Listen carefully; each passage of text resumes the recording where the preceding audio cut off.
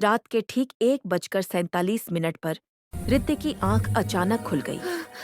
कमरे में अजीब सी ठंड थी, ऐसी तो बंद था, फिर भी हवा में बर्फ सी सहरन थी। उसने करवट बदली तो दीवार पर एक हल्की झिलमिलाती परछाई दिखी। पहले लगा शायद सड़क की लाइट की परछाई है, लेकिन जब वो हिली तो रिद्धिक का दिल जोर से धड़कने लगा। वो परछाई धीरे धीरे कमरे के कांच के दरवाजे की तरफ बढ़ी। दरवाजे के पीछे बस एक खाली ड्राइंग रूम था, कम से कम ऐसा उसने सोचा था।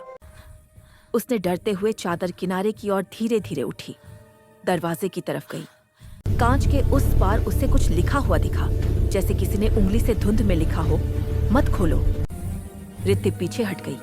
दिल की धड़कनें अब कमरे में गूंजने लगी। वो मुड़ी, लेकिन उसके पीछे कोई खड़ा था। चेहरा ढंका हुआ, बस आंखें दिख रही थी, ठंडी, बेजान, लेकिन सीधी उसकी ओर देखती हुई।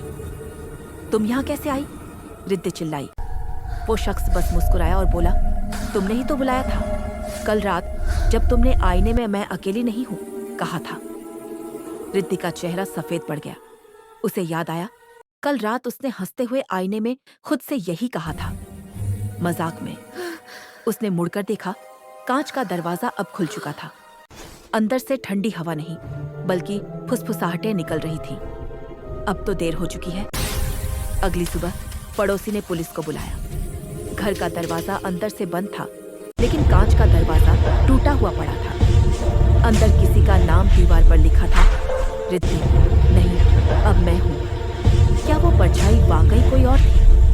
क्या रिद्धिक खुद अपने डर में खो गई थी?